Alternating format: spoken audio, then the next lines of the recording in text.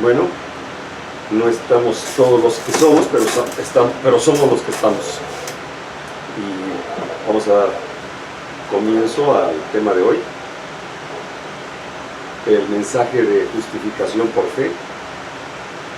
Es un tema muy apto para estos tiempos porque se proclamó por primera vez en 1888 y fue exactamente en mayo cuando estuvo a punto de proclamarse la ley dominical en Estados Unidos.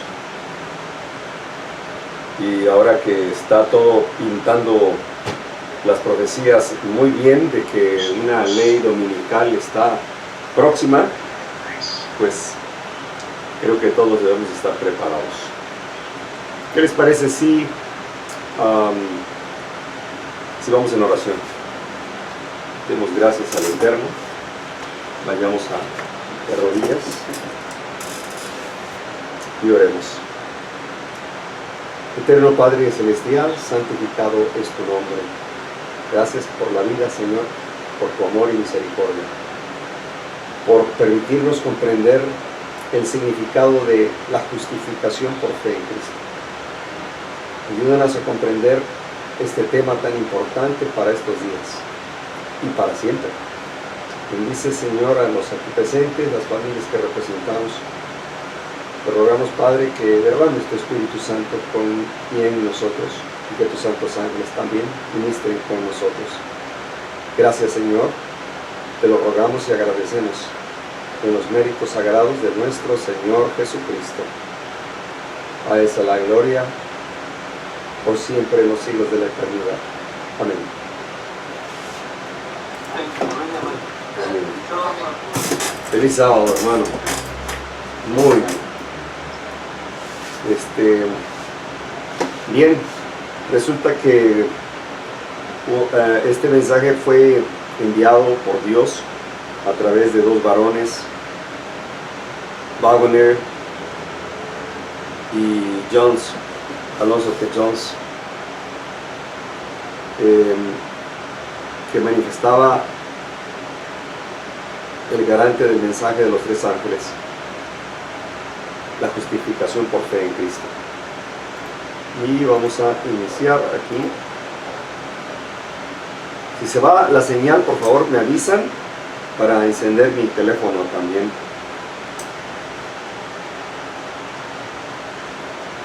Ahorita no hay problema, ¿verdad?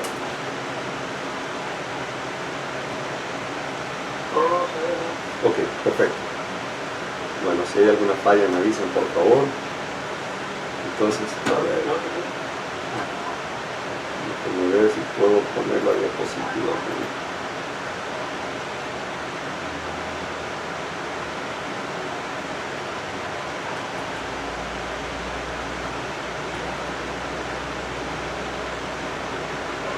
Bueno, no alcanzo, no voy a ver quien levante la manita, pero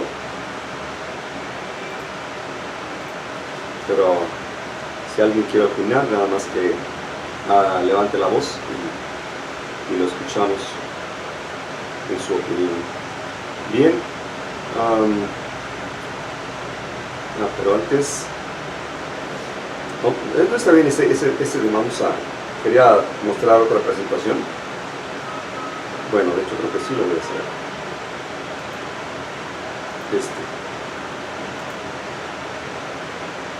Un momento.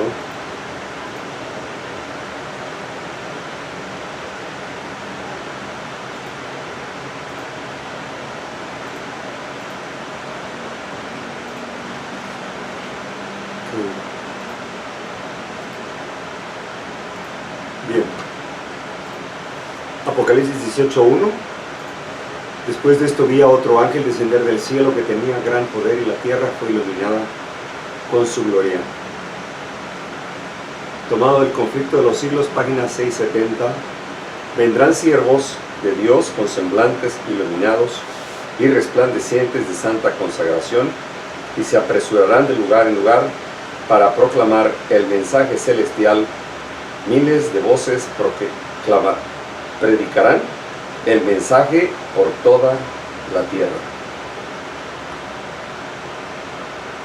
Oí que los revestidos de la armadura proclamaban la verdad con gran poder, y ella producía su efecto. Y a las personas que habían estado atadas, algunas esposas por sus consortes, algunos hijos por sus padres, los sinceros a quienes hasta entonces se les había impedido oír la verdad, se adhirieron ardientemente a ella. Desvaneció todo temor a los parientes y solo la verdad les parecía sublime. Habían tenido hambre y sed de verdad, de la verdad, y esto les era más precioso que la vida. Pregunté por la causa de tan profundo cambio y un ángel respondió: es la lluvia tardía, el refrigerio de la presencia del Señor, al potente pregón del mensaje de los tres ángeles. Primeros Escritos, página 271. También la Reforma Pro Salud se me mostró. Es una parte del mensaje de los tres ángeles. Está tan íntimamente relacionada con él como lo está el brazo y la mano con el cuerpo. Los ministros y el pueblo deben actuar concertadamente. El pueblo de Dios no está preparado para el fuerte pregón del tercer ángel. Testimonios para la Iglesia, tomo 1. A menos que aquellos que puedan ayudar en Battle Creek sean despertados a un sentido de su deber, no reconocerán la obra de Dios cuando se oiga el fuerte clamor del tercer ángel. Cuando brille la luz para iluminar la tierra, en lugar de acudir en ayuda del Señor, ellos querrán detener su obra para que se conformen a sus propias ideas estrechas. El Señor actuará en esta forma final, mucho más fuerte del orden común de las cosas y de una manera que será contraria a todos los planes humanos. Habrá entre nosotros personas que siempre querrán controlar la obra de Dios y dictar hasta los movimientos que deben hacerse cuando la obra progrese bajo la dirección del ángel que se une al tercer mensaje que ha de ser dado al mundo. Dios utilizará formas y medios por los cuales se verá que Él está tomando las riendas en sus propias manos. Los obreros se sorprenderán por los medios sencillos que Él utilizará para realizar y perfeccionar su obra de justicia.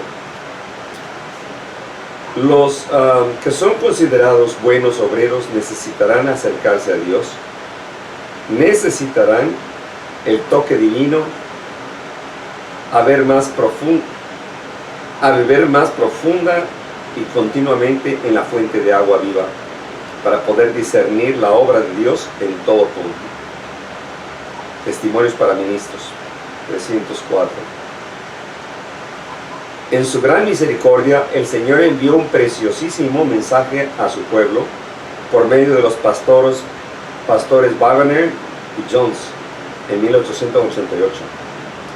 Este mensaje tenía que presentar en forma más destacada ante el mundo al sublime Salvador el sacrificio por los pecados del mundo entero. Presentaba la justificación por fe en el garante, invitaba a la gente a recibir la justicia de Cristo que se manifiesta en la obediencia a todos los mandamientos de Dios. Este es el mensaje que Dios ordenó que fuera dado al mundo. Es el mensaje de los tres ángeles. Ha de ser proclamado en alta voz y acompañado por el abundante derramamiento de su Espíritu. Cuando me propuse dejar Minneapolis, el ángel del Señor se paró a mi lado y dijo: no, eso no. Dios tiene una obra que debes hacer en este lugar. La gente que está repitiendo la rebelión de Coré, Datán y Abiram. Ahora, ella escribe esto precisamente porque el pastor Butler, que era presidente de la Conferencia de los Adventistas en ese entonces, 1888, rechazó el mensaje. Él estaba enfermo en un hospital y rechazó el mensaje de estos jóvenes. Y incluso los pastores que estaban a su instrucción también lo rechazaron y mandaron cartas a las iglesias que no los escucharon. Pero si traían un mensaje tan hermoso como la justicia de Cristo, ¿por qué? ¿Por qué el enemigo trabajó más con los líderes? Porque no querían escuchar este mensaje. Fue precisamente cuando en ese año se propuso legislar el domingo como día de descanso obligatorio. Así que el Señor envió ese derramamiento de la lluvia tardía, y fueron rechazados. La hermana White escribió una carta al pastor Butler que le había llevado falsos informes sobre la reunión que tuvieron los pastores en la conferencia. Y parece que aquí tengo algunas palabras de esa carta porque lo amonestó fuertemente, porque ellos rechazaron a estos pastores. Dice ella: todo el universo del cielo presenció el desgraciado tratamiento que se le dio a Jesucristo, representado por el Espíritu Santo. Si Cristo hubiera estado ante ellos, lo hubieran tratado de manera similar a la forma en que los judíos trataron a Cristo. Special Testimonies, serie A, número 6. El pecado cometido en lo que sucedió en Minneapolis permanece en los libros del cielo, registrado en nombre de quienes resistieron la luz, y permanecerán en ese registro hasta que se haga una confección completa. Carta 1892. Ella siguió amonestando a Minneapolis, a la conferencia de Minneapolis, porque habían rechazado terriblemente ese mensaje tan hermoso que declaraba y explicaba la justificación por fe en Cristo. Y ella le escribió una carta al pastor Butler diciéndole: Pastor Butler, Dios no está nada contento con lo que ustedes están haciendo. Han rechazado este hermosísimo mensaje que Dios envió a través de estos dos jóvenes, y a usted le trajeron falsos informes. Además, usted está enfermo, no está en capacidad de laborar para la obra del Señor, porque ha violado las leyes de salud. Y precisamente él exactamente estaba en el hospital porque violó la ley de salud. El mensaje de la justificación por fe en Cristo, que en el garante del mensaje de los tres ángeles es el mismo, pero también lleva ahí la reforma pro salud. Y él pues rechazó ese mensaje porque estaba cegado por los excesos, por las comidas licenciosas.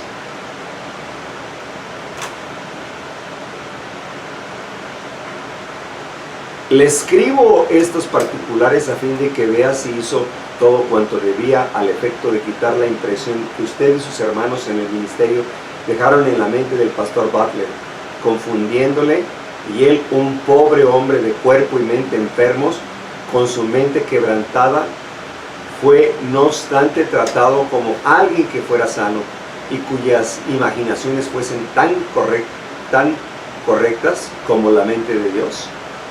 Ellen G. White, Materials, 1888, página 300. Supe que la misma obra que leudó el campo de Minneapolis no había estado circunscrita a este lugar, sino que había pasado a Battle Creek, a la conferencia, mediante cartas escritas desde Minneapolis y de forma verbal por quienes nos precedieron en Battle Creek. El pastor Butler recibió informes que no eran correctos ni verdaderos.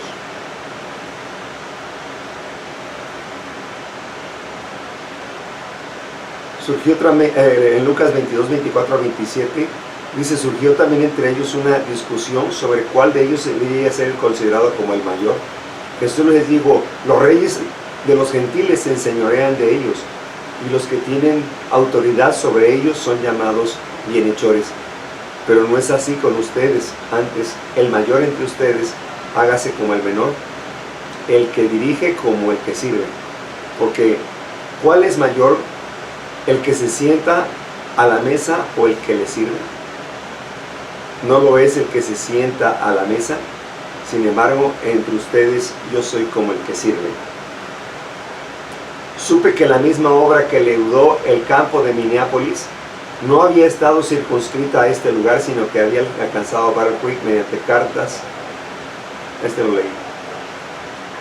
Los autores de tales informes estaban engañados por el enemigo y a su vez lo estaban engañando a él, colocando una interpretación incorrecta en muchas cosas. En su precaria condición de salud, lo aceptó todo como veraz y actuó en consecuencia. ¿Acaso aquellos que dejaron tales impresiones en su mente enferma han sido tan celosos en eliminarlas como lo fueron en producirlas?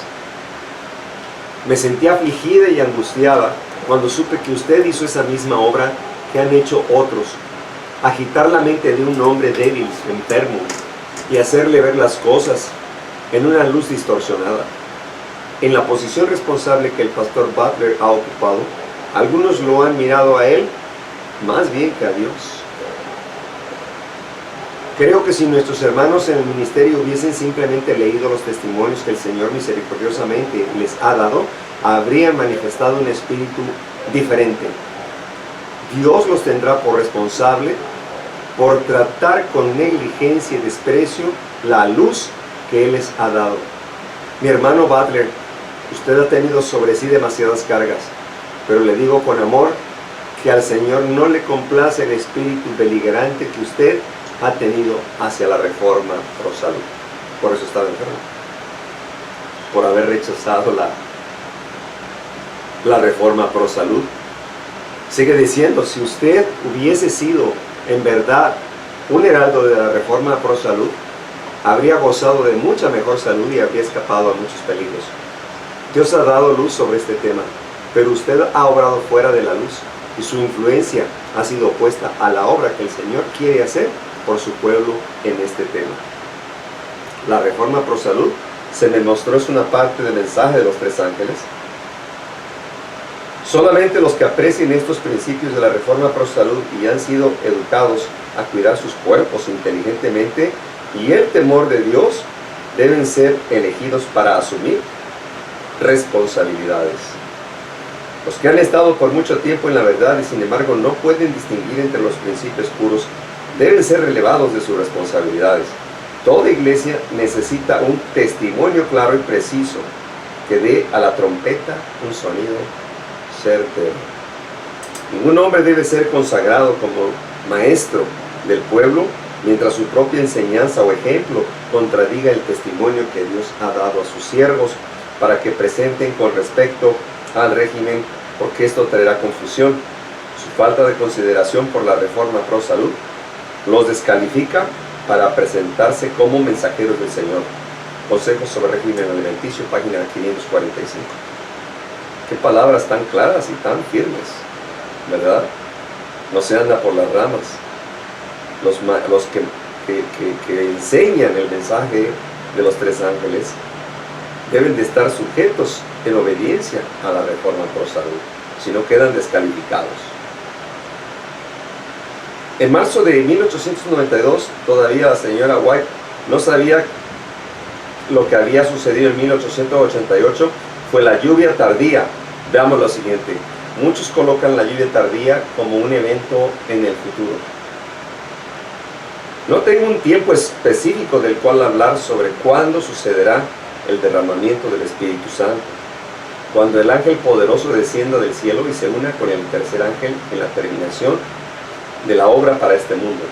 Mi mensaje es que nuestra única seguridad radica en estar listos para el refrigerio celestial, teniendo nuestras lámparas preparadas y ardiendo. Consejos sobre Comentario Bíblico Adventista, tomo 7, página 995. El tiempo de prueba es inminente, porque el fuerte clamor del tercer ángel ya ha comenzado en la revelación de la justicia de Cristo, el Redentor que perdona los pecados. Este es el comienzo de la luz del ángel, cuya gloria llenará toda la tierra. Pero no debemos esperarla, no debemos esperar la lluvia tardía. Dice, está descendiendo sobre todos los que reconozcan el rocío y las lluvias de gracia que caen sobre nosotros y las aprovechen. Cuando recojamos los fragmentos de luz, cuando apreciemos las firmes misericordias de Dios, quien anhela que confiemos en Él, entonces se cumplirá cada promesa. Se cita Isaías 61:11. Toda la tierra será llena con la gloria de Dios. Carta 151, 1897, con comentario bíblico adventista, tomo 7. El descenso del Espíritu Santo, que es la lluvia tardía, sobre la iglesia es esperado como si se tratara de un asunto del futuro. Pero es el privilegio de la iglesia tenerlo ahora mismo. Buscadlo ahora por Él. Creed en Él. Debemos tenerlo. El cielo está esperando concederlo. Evangelismo 508. Hermanos, muchos colocan la lluvia tardía en el futuro. Casi con todos los que he platicado, opinan que está en el futuro. De hecho, hubo un derramamiento tremendo porque la ley dominical ya se oía que se proclamara, pero no fue aprobada, gracias a Dios. ¿Por qué? Porque el pueblo rechazó el mensaje de justificación por Cristo. Pero hoy no lo va a detener Dios. Esta ley dominical es inminente. Oremos con corazón contrito, con el mayor fervor, para que ahora en el tiempo de la lluvia tardía, y dice ahora, para ella dice en tiempo presente, lo dijo en 1892, los aguaceros de gracia caigan sobre nosotros. En toda reunión que asistamos deben ascender nuestras plegarias para que en este mismo tiempo Dios imparta calor y humedad a nuestras almas. Al buscar a Dios para la recepción del Espíritu Santo, este poder obrará en nosotros mansedumbre, humildad de mente y una dependencia consciente de Dios para la lluvia tardía que perfecciona la obra. La lluvia temprana cayó en el tiempo del Pentecostés, ¿verdad? A los 50 días que Jesús había ascendido al cielo. Derramó su Espíritu Santo, hablaron en lenguas, porque había como lenguas de fuego. Qué impresionante evento. Ahora, esa lluvia temprana preparaba el terreno para que ahora la lluvia tardía pueda producir sus frutos, de la semilla de buen fruto. Pero no estamos preparados, y eso es triste, porque seguimos rechazando el mensaje de justificación por fe en Cristo. Ahora, miren nada más aquí, permítanme un momento, voy a cambiar la diapositiva y voy a presentar ahora esta, la que teníamos en un principio. A ver. Bien, ahí está. Continúa el pueblo rechazando la justicia de Cristo. ¿O quién podrá describir los lamentos que se levantarán cuando en el límite que divide el tiempo y la eternidad el juez justo alce su voz y diga: es demasiado tarde? Largo tiempo han permanecido abiertas las amplias puertas del cielo, y los mensajeros celestes han invitado y suplicado. Y el que quiera tome del agua de la vida gratuitamente. Apocalipsis 22:17. Si oyes hoy su voz, no endurezcas tu corazón. Salmo 95:7. Pero al fin se publica el mandato: el que es injusto, sea injusto todavía. El que es inmundo, sea inmundo todavía. Y el que es justo practica la justicia todavía, y el que es santo santifíquese todavía. Apocalipsis 12:11. Cuando el tiempo de gracia se termine, se habrá acabado la misericordia, se habrán acabado los mártires, ya no hay a quien dar testimonio, se habrá terminado el perdón. Y esto está más cerca de lo que pensamos, mucho más cerca de lo que pensamos.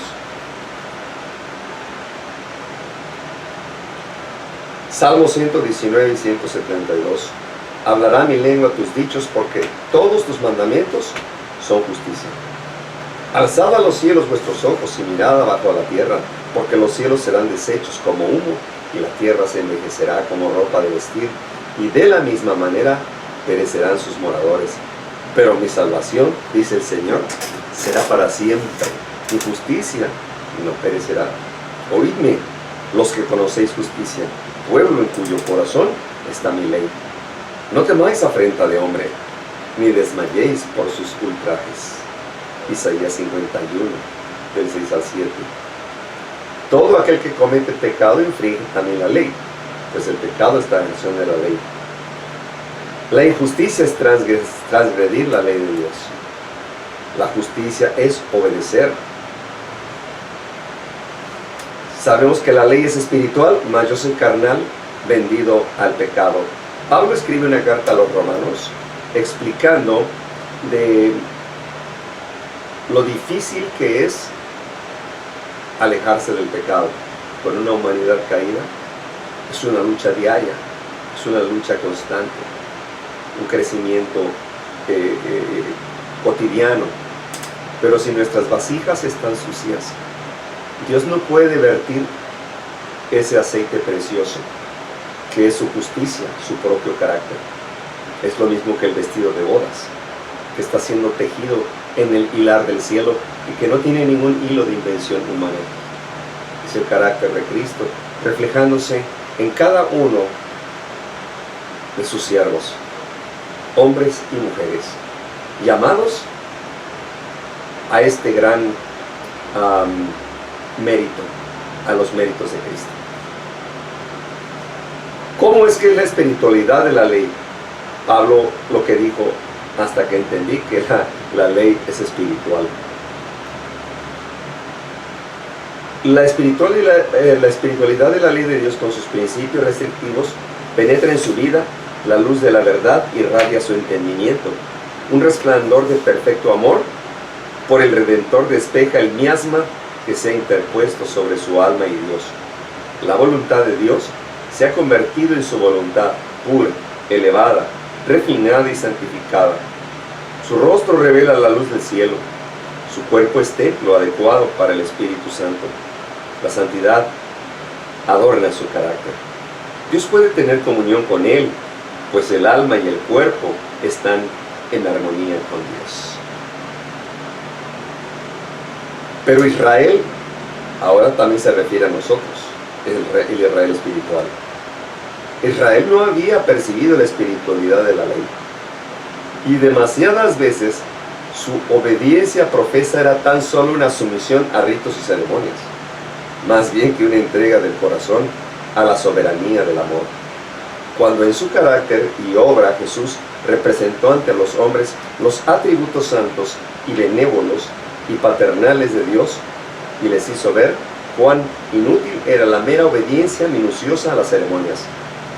Los dirigentes judíos no recibieron ni comprendieron sus palabras, creyeron que no recalcaba lo suficiente los requerimientos de la ley. Y cuando les presentó las mismas verdades que eran la esencia del servicio que Dios les asignara, ellos, que miraban solamente a lo exterior, lo acusaron de querer derrocar la ley. ¿Saben? Por eso fue que condenaron a Cristo. Por eso. Porque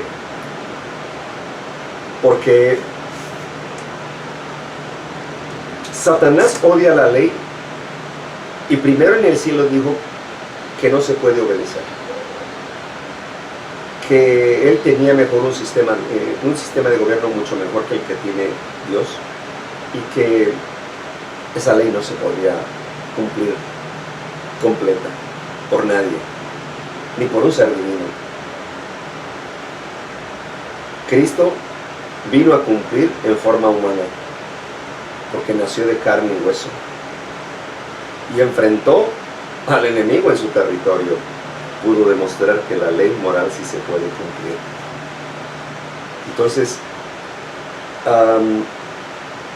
Satanás utilizó a los judíos para que acusaran a Jesucristo de haber violado la ley. Eran tan celosos en el aspecto de las ceremonias y los ritos, pero no era más que ya se había convertido como una obra teatral. El asunto de los sacrificios ya era como una obra de un actor en un teatro. Pero ellos manifestaban el celo por esas ceremonias que se habían convertido en una tradición y costumbre, piedad sin poder. Así que acusaron a Jesús de violar el primer mandamiento: no tendrás dioses ajenos delante de mí. Tú, blasfemia, porque tú dices que perdona los pecados. ¿Quién puede perdonar los pecados si no solo Dios? Y tú te haces pasar por Dios. ¿Se dan cuenta? Y de hecho, de paso también el tercer mandamiento, ¿verdad? No tomarás el nombre de Jehová tu Dios en vano. Lo acusaron de violar también el cuarto mandamiento, de que él sanaba el sábado y permitía que el paralítico cargara su cama, cuando ellos habían inventado más de 100 leyes para blindar el sábado, según ellos, para hacerle un favor a Dios, protegiendo, blindando el sábado. Y no podían ni escupir, porque podrías estar germinando las semillas. No podías cargar tu pañuelo porque si lo cargabas, pues te iban a apedrear. Así que lo cosían adentro de su túnica. No podían comerse el huevo de la gallina porque había trabajado. No podían caminar ciertos metros porque los apedreaban. Entonces, exageraron, lo convirtieron en una carga y acusaron a Jesús de violar su propia ley. Qué impresionante. Voy a leer de Testimonios para mí en Hechos, página 89. Aquí lo tengo a la mano. No, pero primero quiero darle una pasadita aquí a Eventos de los Últimos Días, en el capítulo 14.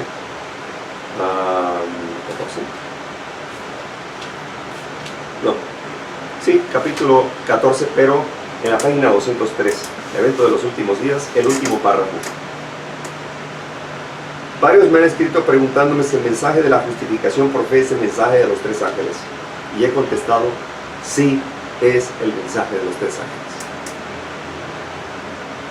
Así que en su gran misericordia el Señor envió un preciosísimo mensaje a su pueblo por medio de los pastores Wagner y Jones.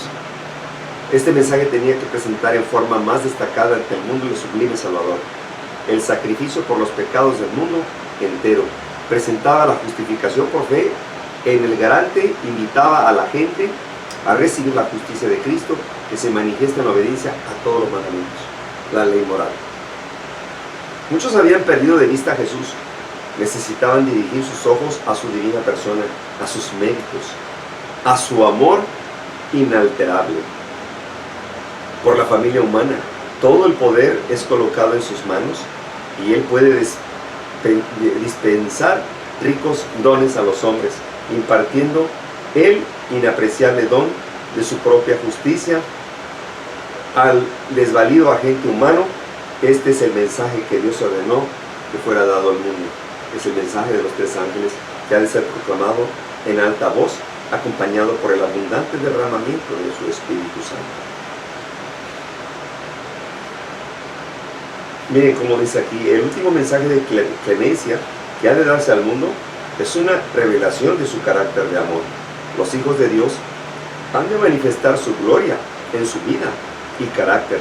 Han de revelar lo que la gracia de Dios ha hecho por ellos. Cuando sea proclamado el mensaje de los tres ángeles, crecerá hasta convertirse en el fuerte clamor. Y a medida que se acerca el fin, los testimonios de los siervos de Dios serán más decididos y poderosos. Este mensaje, Apocalipsis 14, del 9 al 12, abarca los dos mensajes precedentes. Se lo presenta como si fuera pronunciado a gran voz, es decir, con el poder del Espíritu Santo. Ahora sí voy a leer Testimonios para Ministros, página 89.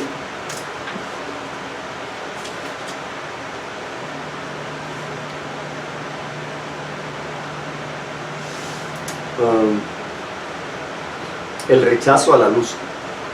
La lluvia tardía se conoce como, obviamente, derramamiento del Espíritu de Dios. Es luz, es conocimiento, es comprender la ley espiritual, o sea, moral, el carácter de Cristo. Los 10 mandamientos son el carácter de Cristo. Así que su pueblo tiene que ser lleno. Esa vasija somos nosotros, ¿verdad? Por eso decía también la palabra de Dios, dice: limpiaos los que lleváis los vasos de Jehová. Los vasos son nuestros cuerpos. En él Dios quiere vertir su espíritu para que podamos reflejar su imagen y semejanza. El rechazarlo es blasfemar contra el Espíritu Santo. El negarse a obedecer, espíritu, cuerpo y alma. Mire lo que dice: Dios dice a sus siervos: clama voz en cuello, no te detengas. Alza tu voz como trompeta y anúnciale a mi pueblo su rebelión y a la casa de Jacob su pecado. Pero cuando el sencillo y directo testimonio viene de labios que se mueven por el flujo del Espíritu de Dios, hay muchos que lo tratan con desdén. Estos son los que entre nosotros, en los hechos, sino en las palabras, dicen a los videntes: no veáis, y a los profetas: no nos profetices lo recto. Decidnos cosas halagüeñas, suaves, profetícennos mentiras.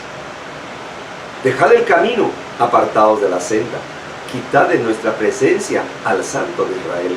Por tanto, el Santo de Israel dice así: porque desechaste esta palabra y confiasteis en violencia y en iniquidad, en ello os habéis apoyado.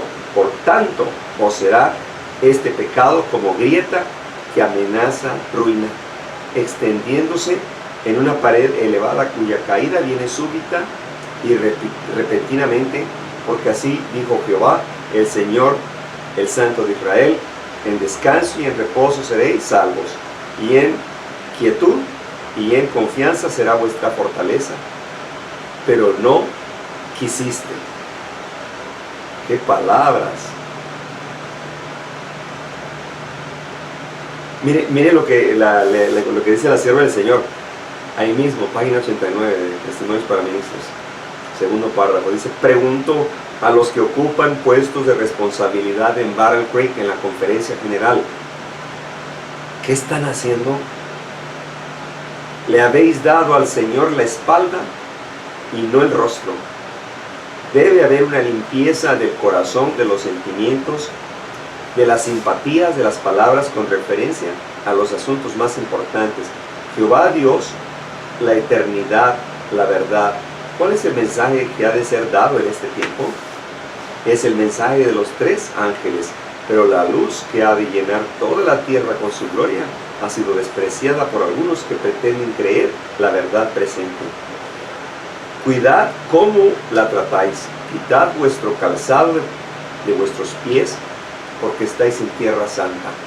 Guardaos de transgredir, de transigir con los atributos de Satanás y arrojar menosprecio sobre la manifestación del Espíritu Santo.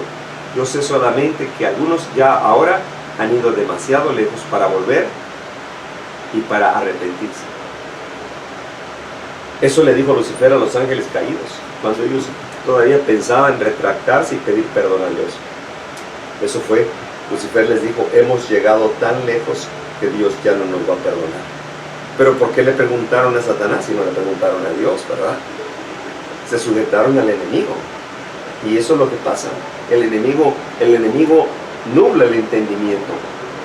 Mensajes selectos, tomo 1, página 355, solo unos párrafos. Página 355, a ver qué dice.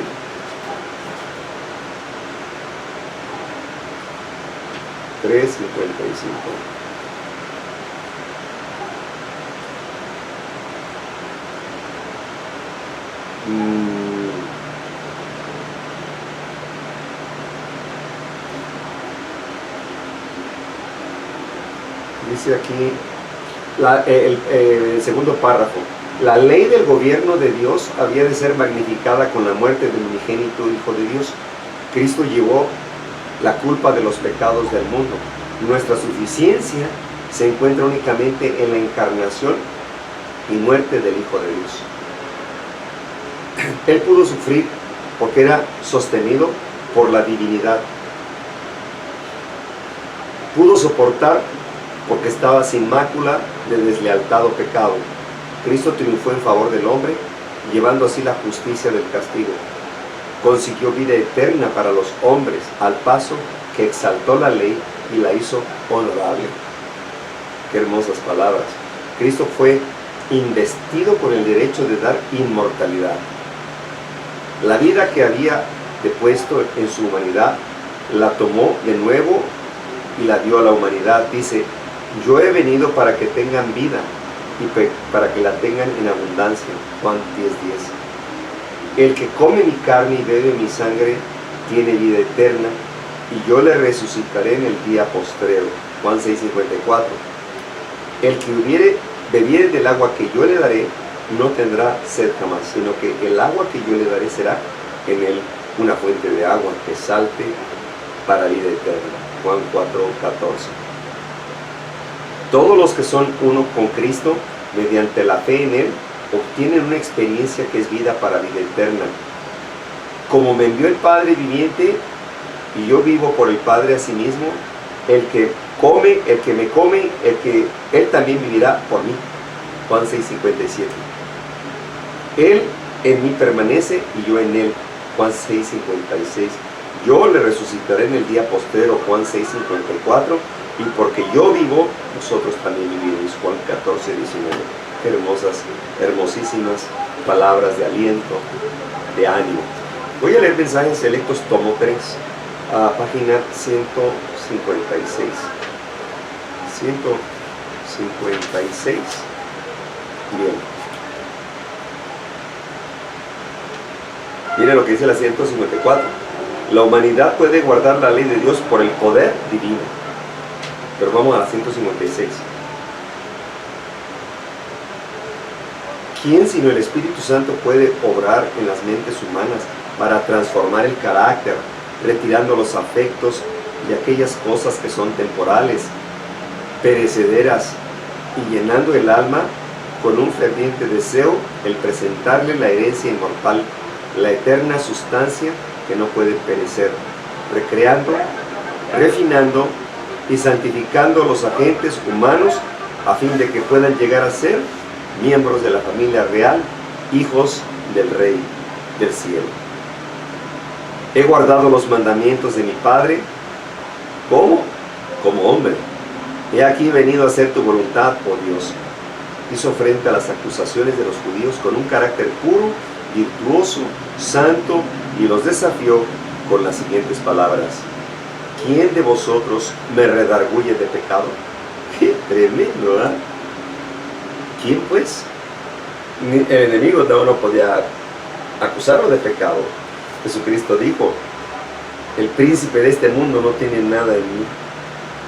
Mostró que aún con un cuerpo de carne y de sangre, con debilidades humanas, con flaquezas, con incertidumbres que luego nos aquejan, con infinidad de tentaciones, Él pudo resistir en obediencia a la ley de Jehová. ¿Qué tipo de mensaje? Precioso mensaje.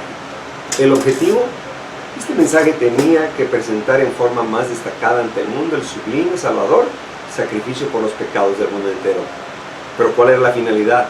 Bueno, presentaba la justificación por la fe como una seguridad. Invitaba a la gente a recibir la justicia de Cristo, que se manifiesta en la obediencia a todos los mandamientos de Dios. La necesidad, bueno, muchos habían perdido de vista a Jesús, necesitaban dirigir sus ojos a su divina persona, a sus méritos, a su amor inalterable por la familia humana. ¿Y cuál era la ayuda?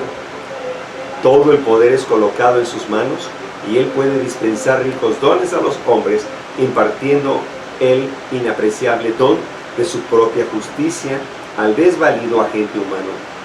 ¿Cuál es su alcance? Bueno, este es el mensaje que Dios ordenó que fuera dado a todo el mundo. Nación, tribu, lengua y pueblo.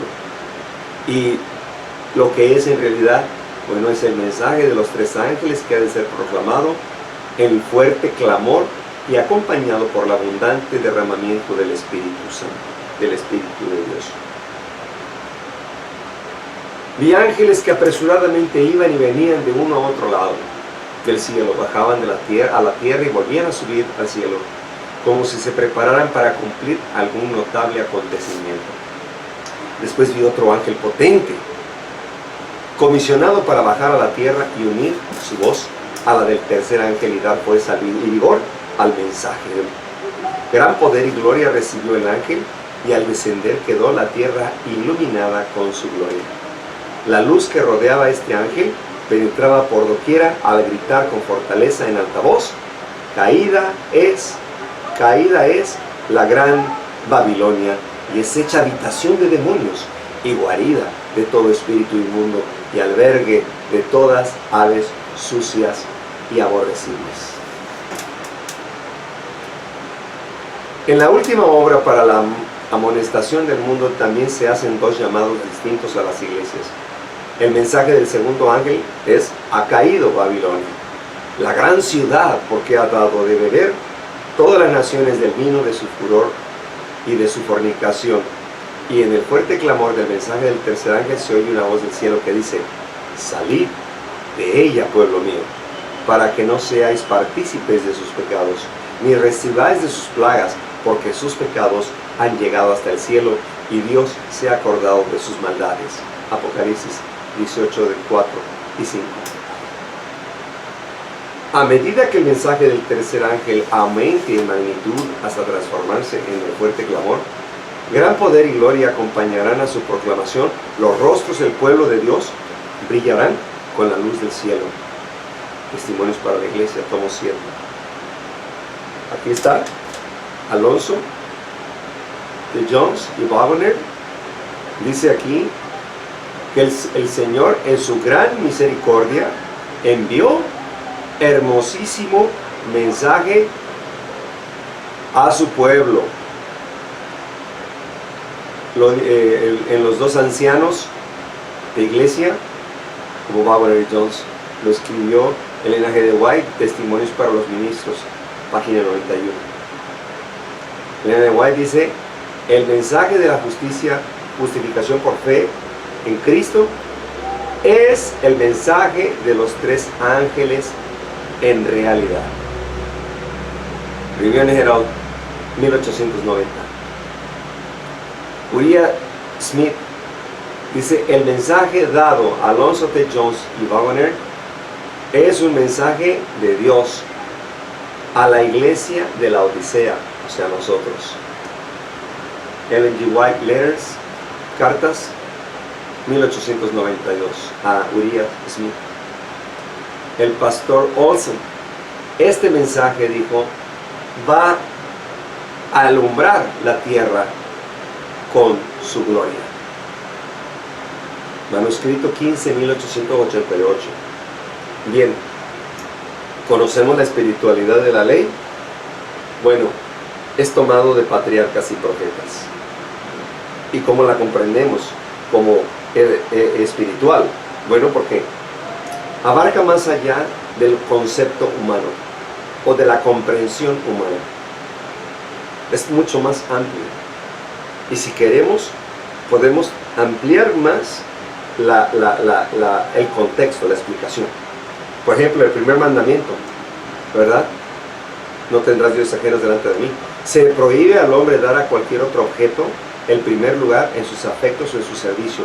Cualquier cosa que nos atraiga y que tienda a disminuir nuestro amor a Dios o que impida que le rindamos el debido servicio es para nosotros un Dios. ¿Qué objeto o qué actividad o qué cosa o quién o qué persona me aleja, me impide dar un servicio honesto y sincero y de amor a Dios? ¿Por qué?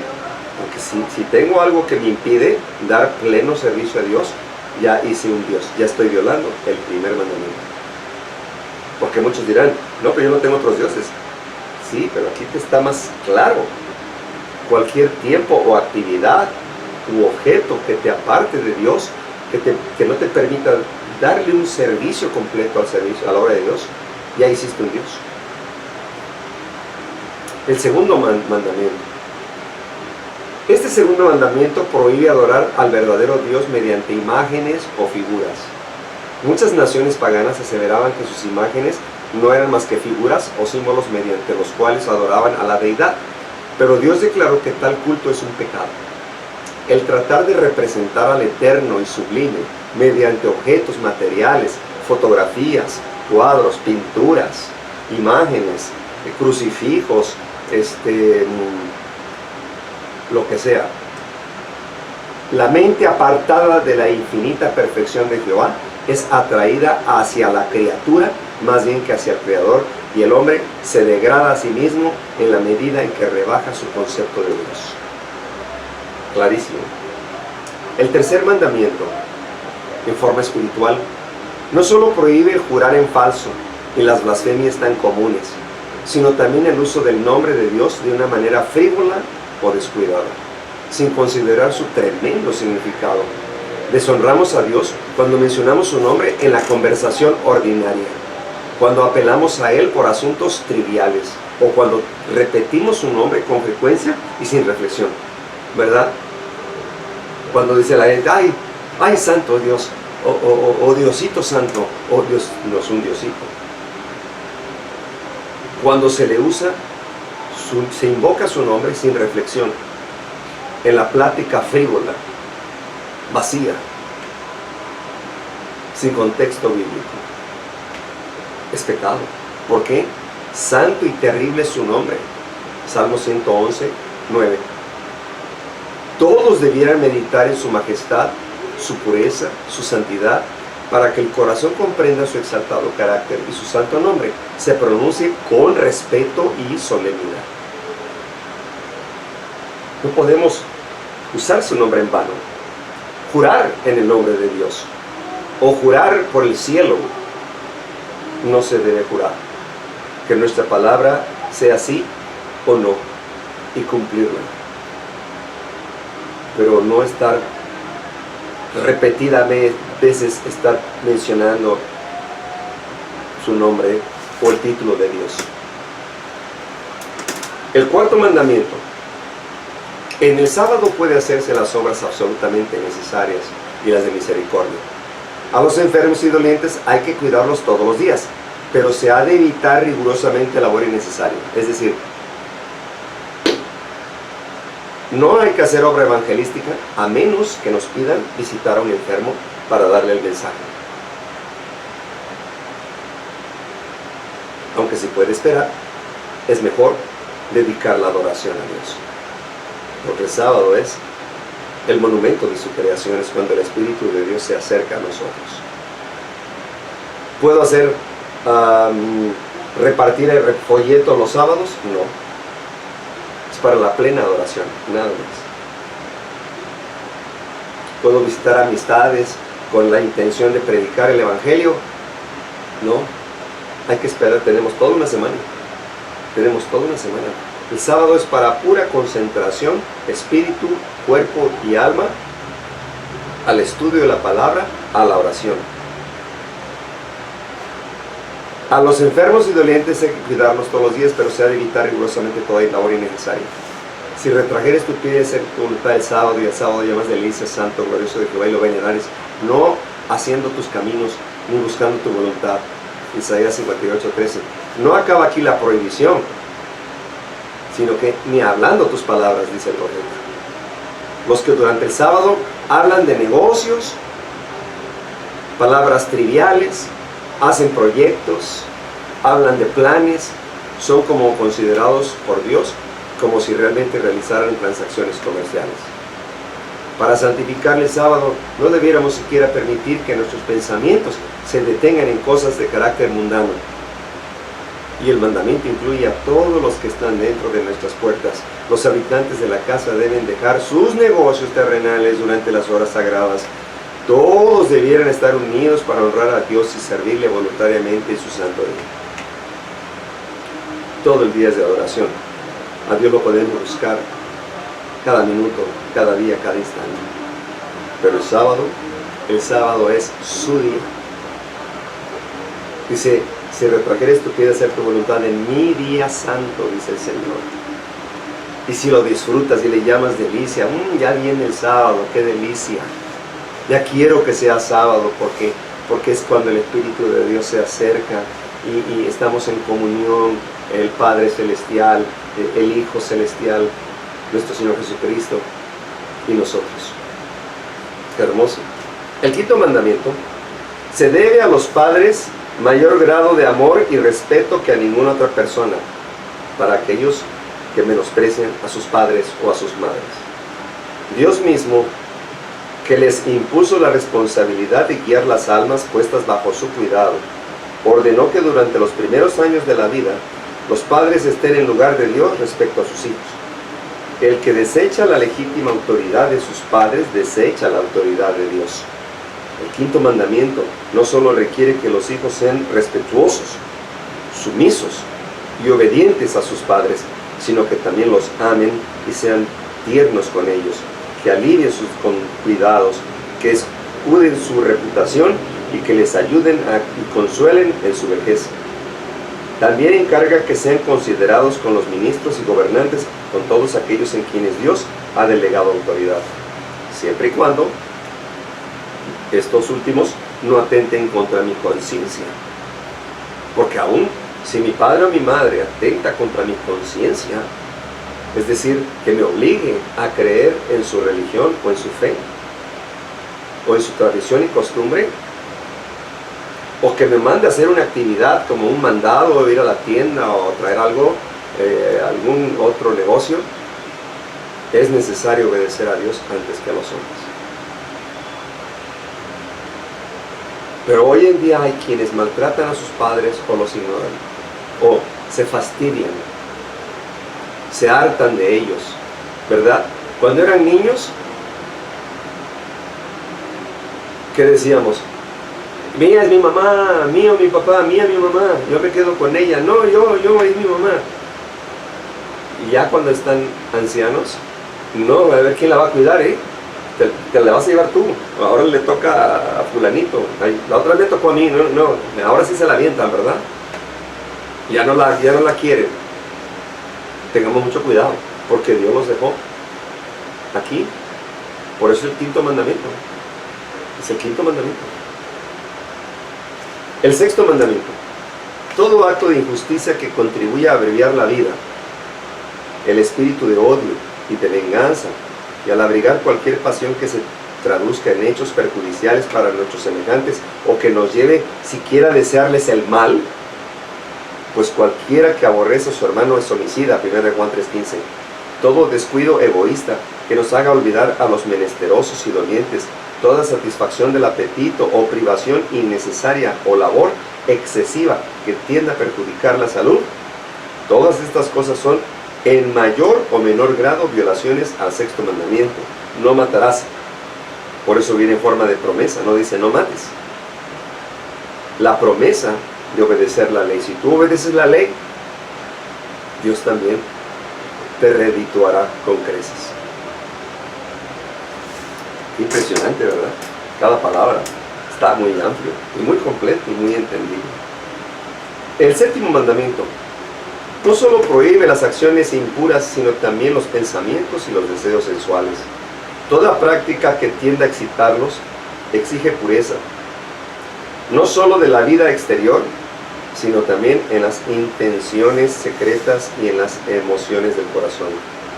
Cristo, al enseñar cuán abarcante es la obligación de guardar la ley de Dios, declaró que los malos pensamientos y las miradas concupiscentes son tan ciertamente pecado como el acto ilícito. Tremendas palabras, ¿verdad? Ahora, ¿un hombre puede mirar a una mujer o una mujer a un hombre?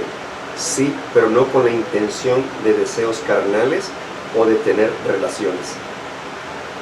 Sino, puede mirar porque la vista es libre, pero hay que cuidar de no caer en la tentación de comenzar a desarrollar pensamientos ilícitos, dice aquí. Pensamientos de un acto ilícito. Vaya, estamos claros. El octavo mandamiento. Esta prohibición incluye tanto los pecados públicos.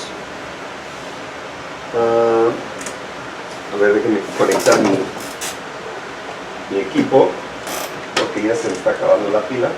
Me está señalando. Un momentito, por favor. No se me vayan de ahí. Es que ya la pila se le acabó al equipo y vamos a... Ok. Listos. Esta prohibición del octavo mandamiento incluye tanto los pecados públicos como los privados. El octavo mandamiento condena el robo de hombres y el tráfico de esclavos. Prohíbe las guerras de conquista. Condena el hurto y el robo. Exige estricta integridad en los más mínimos pormenores de los asuntos de la vida. Prohíbe la excesiva ganancia en el comercio y requiere el pago de las deudas y de salarios justos. Implica que toda tentativa de sacar provecho de la ignorancia, debilidad o desgracia de los demás se anota como un fraude en los registros del cielo. El abusar por medio del engaño, de no pagar bien, precio justo. Eso es robar. El no pagar lo justo es robar. O incluso el ocultar alguna propiedad es robar. El noveno mandamiento. La mentira acerca de cualquier asunto, todo intento o propósito de engañar a nuestro prójimo están incluidos en este mandamiento. No levantarás falso testimonio. La falsedad consiste en la intención de engañar mediante una mirada, un ademán, una expresión del semblante. Se puede mentir tan eficazmente como si se usaran palabras. Toda exageración intencionada, insinuación o palabras indirectas dichas con el fin de producir un concepto erróneo o exagerado, hasta la exposición de los hechos de manera que den una idea equivocada, todo esto es mentir. Este precepto prohíbe todo intento de dañar la reputación de nuestros semejantes por medio de tergiversaciones o suposiciones malintencionadas, mediante calumnias o chismes o rumores. Hasta la supresión intencional de la verdad, hecha con el fin de perjudicar a otros, es violación del noveno mandamiento. El hablar mal de un prójimo. Escuchen bien esto, que esto es bien común entre nosotros. Tan solo el hablar mal de un prójimo, de una persona, de un hermano, sin que esté presente, es pecado. Porque muchos, a veces con el afán o la intención de dar cierta información, cuando no tiene pruebas ni evidencias, ni hay testigos oculares presenciales.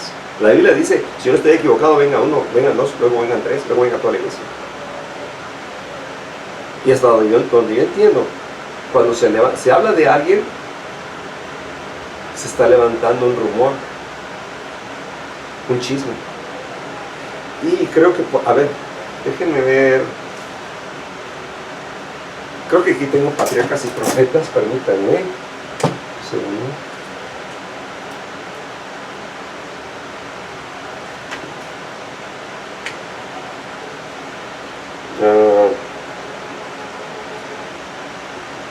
¿Dónde lo tengo? Bueno, ahí, a ver, espérenme tantito. Creo que lo escribí.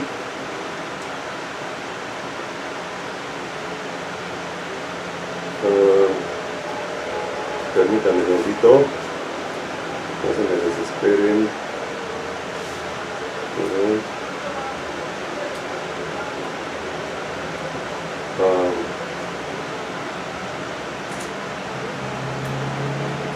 Bueno, si no lo encuentro ahorita, se los quedo de ver.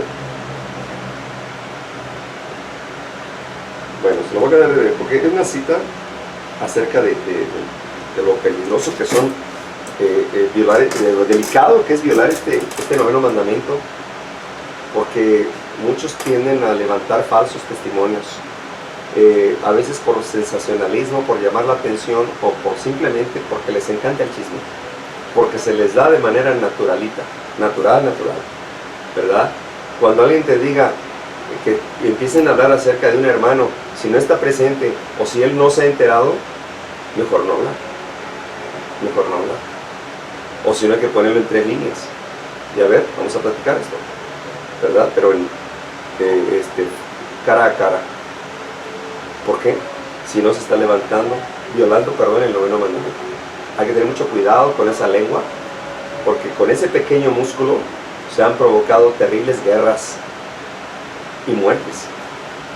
Con ese pequeño músculo que Jesús se los había dicho también a los judíos, que les decía camada de víboras, Juan el Bautista. Entonces se daba mucho también en esa época. Vaya, el chisme creo que está de moda en toda la humanidad. Hay que tengamos cuidado con eso. El 10º mandamiento ataca la raíz misma de todos los pecados, al prohibir el deseo egoísta, del cual nace el acto pecaminoso. El que, obedeciendo la ley de Dios, se abstiene de abrigar hasta el deseo pecaminoso de poseer lo que pertenece a otro, no será culpable de un mal acto contra sus semejantes. Otra vez, ataca la raíz de todos los pecados, al prohibir el deseo egoísta, del cual nace el acto pecaminoso.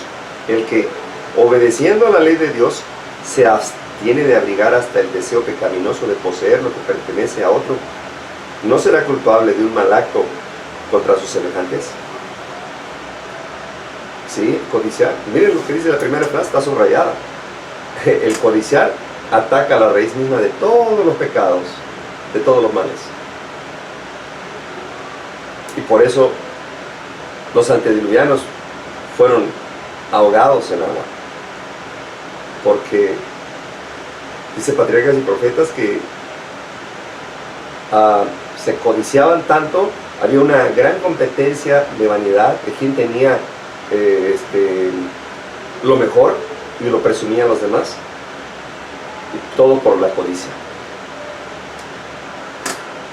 Bien, al hablar de la ley, dijo Jesús: no he venido para abrogar la ley, sino para cumplir. Aquí usó la palabra cumplir, en el mismo sentido que cuando declaró Juan Bautista su propósito de cumplir toda justicia, es decir, llenar la medida de lo requerido por la ley y dar un ejemplo de conformidad perfecta con la voluntad de Dios. Así que el mensaje de justificación por fe se presentó en el Congreso de 1888, fue verdaderamente un mensaje de esperanza y valor. Ofrecía perdón por todos los pecados, más aún ofrecía la victoria sobre el pecado. Para que podamos alcanzar este alto ideal, debe sacrificarse todo lo que causa tropiezo al alma. Por medio de la voluntad, el pecado retiene su dominio sobre nosotros. La rendición de la voluntad se representa como la extracción del ojo o la amputación de la mano. A menudo nos parece que entregar la voluntad a Dios es aceptar una vida contrahecha, coja, pero es mejor, dice Cristo, que el yo esté contrahecho, herido y cojo, si por este medio pueda el individuo entrar en la vida, lo que le parece desastre, en la puerta de entrada al beneficio supremo. Siendo justificados gratuitamente por su gracia, por la redención que es Cristo Jesús, el cual ha propuesto en propiciación por la fe en su sangre, para manifestación de su justicia, atento a haber pasado por alto en su paciencia los pecados pasados, con la mira de manifestar su justicia en este tiempo, para que Él sea el justo y el que justifica al que es de la fe de Jesús. Romanos 3, 23 al 26. La ley moral es el carácter de Cristo. Y se espera que cuando el pueblo de Dios haya logrado, miren, ¿por qué Cristo no ha venido? Muchos dicen, no, es que no hemos predicado el mensaje como debe ser. Miren lo que dice aquí. Página 39 de Dentro de los Últimos Días, segundo párrafo. Cristo espera con deseo anhelante la manifestación de sí mismo en su iglesia. Cuando el carácter de Cristo sea perfectamente reproducido en su pueblo, entonces vendrá Él para reclamarlos como suyos. Todo cristiano tiene la oportunidad no solo de esperar, sino de apresurar la venida de nuestro Señor Jesucristo.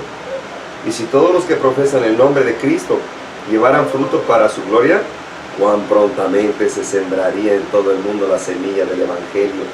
Rápidamente maduraría la gran cosecha final y Cristo vendría para recoger el precioso grano. No solo hemos de esperar la venida del Señor, sino apresurarla. ¿Cómo la apresuramos? Pues llevando una vida consagrada al Eterno y llevando el mensaje a otros acerca de esta justificación por fe en Cristo. Así que, mis hermanos, este mensaje es el verdadero y fiel y fidedigno para todos y cada uno de nosotros que deseamos y anhelamos la Israel celestial, la Canaán celestial. Es difícil, pero no es imposible. ¿Cómo se logra alcanzar? La palabra de Dios dice que sin santidad nadie puede ver la gloria de Dios. Entonces, ¿cómo alcanza la santidad? Bueno, la santidad es una entrega interna y externa del ser. Es una entrega diaria, constante, a través de la lectura, la oración, la reflexión en las historias de las bellas historias de la Biblia, la obra médico-misionera, el atender también al prójimo, llevándoles el mensaje también. Y es una vida entregada al servicio de Dios diariamente, porque somos como carbones. Cuando nos retiramos del fuego nos apagamos, nos enfriamos. Pero tenemos que estar en el fuego, que es el fuego del Espíritu de Dios, en el fuego, en el consumidor correcto. Así que, hermanos, pues es una lucha diaria y tiene que suceder, porque en aquel día podemos ser sorprendidos. Cuando Jesús dice que viene como ladrón en la noche, no dice que es ya la segunda venida de Cristo. No, porque la palabra de Dios dice que todo ojo le verá. Así que no puede venir como ladrón en la noche. Se refiere a que cuando Cristo se levante del lugar santísimo, aquí en la tierra, nadie lo va a saber. Nadie lo va a saber. Cuando diga consumado es, el que es sucio siga siendo sucio y el que es santo santifíquese todavía. ¿Verdad? No nos damos cuenta. Por eso, sigilosamente, llega como ladrón en la noche, porque si el dueño de la casa supiera que viene el ladrón, pues velaría para que su casa no sea minada. Pero es una lucha tremenda y diaria. Pero con el poder de Dios, con el poder de su Espíritu Santo, si clamamos, es una opción, ¿verdad? Pero es una obligación que tenemos, una gran responsabilidad, el entregarnos en las manos de Cristo diariamente. Y vaya que sí lo lograron los discípulos. Lograron reflejar la imagen y semejanza de su Creador. Y fueron de carne y de sangre también, como nosotros. O sea que hay ejemplos. Jesucristo mismo fue nuestro mayor y mejor ejemplo de que una entrega constante al servicio de Dios, pero a veces nosotros combinamos lo malo con lo bueno, y al rato ya le llamamos a lo malo, le llamamos bueno. Eso es lo más triste de todos, de muchos. Y pues bueno, hermanos, este es el mensaje de hoy, pues tocante a lo que ocurrió en 1888 cuando estuvo a punto de proclamarse la ley dominical. Dios mandaba mensajes de advertencia, pero mensajes sublimes, mensajes de luz, de conocimiento, la lluvia tardía, pero la gente lo rechazó. Y al dar el rechazo al Espíritu, a los mensajes angelicales que traían estos varones de Dios, le dieron el mismo tratamiento que los judíos le dieron a Cristo, lo crucificaron.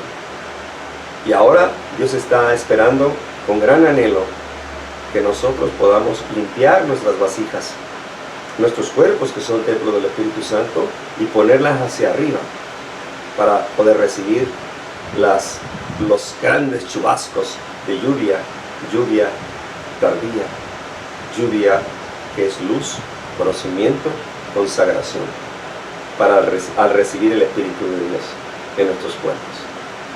Que la paz de nuestro Señor Jesucristo sea con todos y cada uno de ustedes.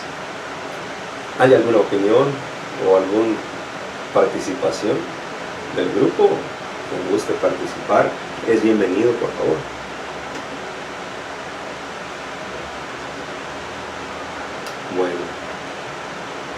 Bueno.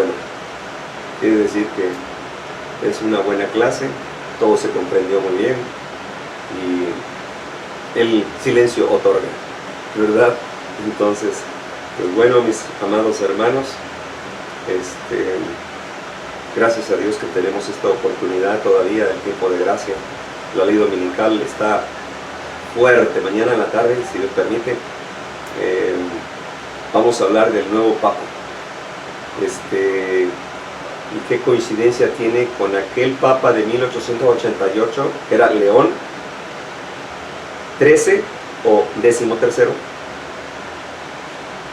Y la coincidencia, o lo que tienen en común con este Papa, que se llama León XIV, como si fuera la continuidad de 1888 cuando se estaba imponiendo la ley dominical en Estados Unidos.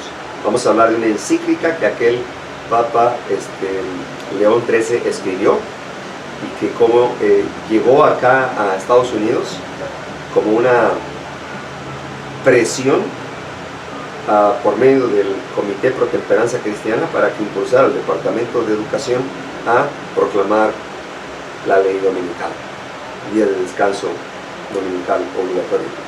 Y la otra, estaba mirando una fotografía del Papa León XIII, tiene mucho parecido, parecen gemelos, con este actual Papa. Y bueno, hay mucho que hablar, si Dios permite, mañana en la tarde, en la mañana mi hermano seguramente Juan Manuel va a tocar algo. Sí. Yo lo que me llamó la atención es que yo la otra camiseta, ni siquiera eso me sorprendió porque yo estaba pensando que iba a ser suiza, porque suiza que era suiza. Sí. Entonces todavía no lo he entendido porque es suiza. Bueno. Ahí mañana lo sí, mañana explicamos y hablamos de la orden de los agustinos y cuál es esa doctrina de los agustinos. Así que ahorita no importa que sea jesuita o no sea jesuita. El plan es que los agustinos tienen la misma doctrina de los jesuitas, me refiero en el aspecto teológico que ellos proclaman, ¿verdad? De las bondades, de la obra filantrópica y todo eso. Pero bueno, es parte de la Agenda 2030. Bueno, ¿qué les parece? Si no hay más aportaciones, pues vamos a dar gracias al sublime y eterno Dios. Qué hermoso himno. Sí, gracias. Bueno, ¿qué les parece si oramos antes de despedirnos? Oremos, por favor. Eterno y amante Padre Celestial, gracias te damos, Señor, por mensaje de justificación por fe en Cristo Jesús, Señor nuestro. Ayúdanos a comprenderlo mejor cada día, a asimilarlo en nuestras vidas y poner todo el empeño, todo nuestro esfuerzo, nuestra voluntad, para cada día poder adquirir esa hermosa lluvia tardía. Gracias, Padre, por el conocimiento de tu palabra y por la paciencia que nos has tenido hasta el día de hoy. Bendice a los aquí presentes, a cada uno de los que estamos aquí reunidos y también las familias que representamos. Quédate con nosotros, Padre, y bendice a todos aquellos que hoy están sufriendo por causa de tu santo nombre. Bendice a los huérfanos, a las viudas, a los ancianos, a los prisioneros que aman tu nombre. Sé con ellos, Padre. Lo ponemos en tus santas manos, Señor, que se haga tu voluntad y no la nuestra. Te lo rogamos en los méritos sagrados de nuestro amado Señor Jesucristo, que también para Él será la honra y la gloria por la eternidad de los siglos. Amén.